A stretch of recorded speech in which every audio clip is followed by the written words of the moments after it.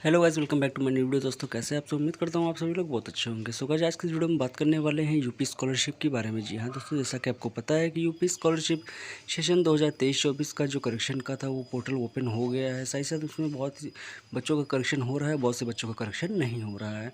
तो चलिए आपको सबसे पहले हम बताते हैं कि इसको हम पोर्टल कैसे ओपन करें, कैसे कहाँ से लॉगिन करना है, ये सारी चीज़ें हम पहले आपको बता देते हैं। उसके बाद आपकी आज की जो हमारी मोस्ट इंपॉर्टेंट चीज़ें हैं उसको बताएंगे। तो चलिए, सबसे पहले आपको आ जाना है यूपी स्कॉलरशिप के ऑफिशियल साइट पे। जैसे ही आप ऑफिशियल साइट पे आते हैं तो कुछ इस तरह का इंटरफेस आपको देखने को मिल जाता है।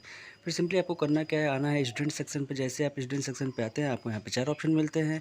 तो यहाँ पे आप रजिस्ट्रेशन, साथ फ्रेश लॉगिन, रिन्यूअल लॉगिन, ये आपका हो गया जो है कि सेशन 2024-25 के लिए। अब हमें जो है 23-24 का जो करेक्शन करना है, तो वो हमारा जो लास्ट ऑप्शन है, correction for general OBC minority category session 2023-24, last वाला ऑप्शन है। वहाँ पे सिंपली हमें क्या करना है, प्रेस करना है। जैसे आप प्रेस कर देते हैं, यहाँ पे फिर से आपको 2 ऑप्शन मिलते हैं, फ्रेश स्टूडेंट लॉगिन और रिन्यूअल स्टूडेंट लॉगिन।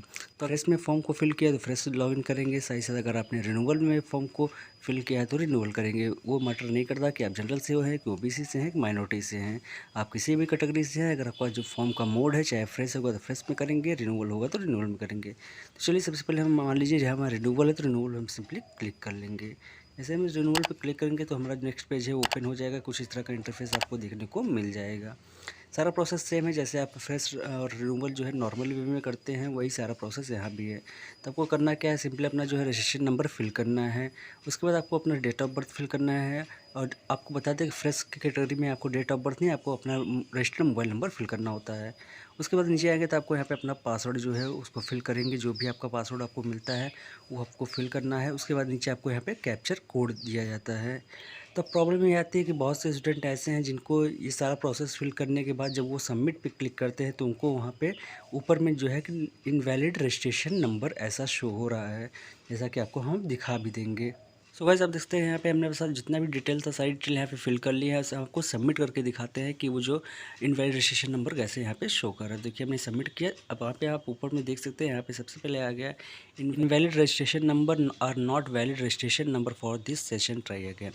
तो ये ऐसा प्रॉब्लम क्यों शो हो रहा है? तो जैसे कि हमने बताया था कि पहले तो मान लो पोर्टल का इशू था कि जब तक किसी का भी नहीं हो रहा था, पोर्टल नहीं यूज़ में आ रहा था, नहीं प्रॉपर वर्क कर रहा था, तो किसी भी स्टूडेंट का जो है लॉगिन नहीं हो रहा था। बट अब जो है कि बहुत से स्टूडेंट का लॉगिन होने लगा, उन्होंने करेक्शन करना भी स्टार्ट कर दिया है। तो आपको बता दें रीज़न क्या है। तो यहाँ पे आप सिंपली नीचे सबसे आएंगे तो यहाँ पे आपको आवश्यक सूचना देखने को मिल जाएगी। तो यहाँ पे आप इसमें पढ़ सकते हैं। इसमें जो क्लियर वे में लिखा है कि वित्त वर्ष 2023-24 से यूपी स्टेट मेडिकल फैकल्टी एवं जो है SCERT के पाठ्यक्रमों का परीक्षा परिणाम समयांतर्गत घोषित न होने के कारण छात्रवृत्ति से वंचित रह गए छात्र छात्राओं के लिए, यानी कि ये जो हमारा जो प्रोसेस आया है, जो हमारा करेक्शन का डेट आई है, ये सिर्फ और सिर्फ जो यूपी स्टेट मेडिकल फैकल्टी के स्टूडेंट हैं।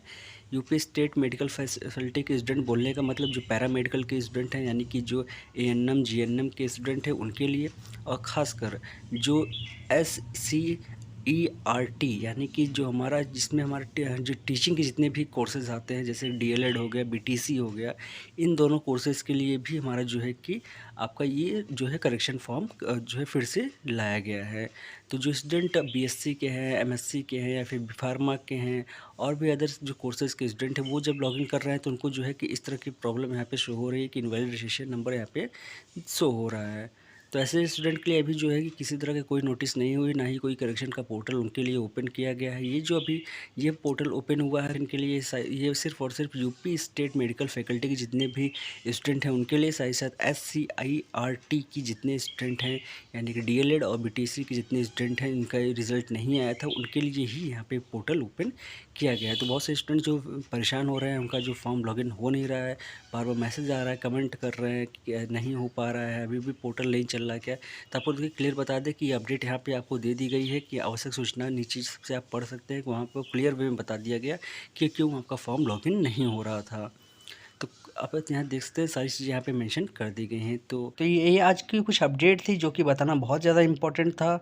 तो उम्मीद करता हूँ ये वीडियो आप सभी लोगों को बहुत ज़्यादा पसंद आएगी। तो वीडियो पसंद आए तो वीडियो को लाइक कमेंट एंड शेयर जरूर करिएगा। साथ ही चैनल पर नया चैनल को सब्सक्राइब कर लीजिएगा, इंस्टा पे ID पे जाके फॉलो कर लीजिएगा, ताकि आपको यूपी स्कॉलरशिप साथ ही साथ यूनिवर्सिटी अपडेट और जो है कि सरकारी अपडेट सबसे पहले देखने को मिलती रहे।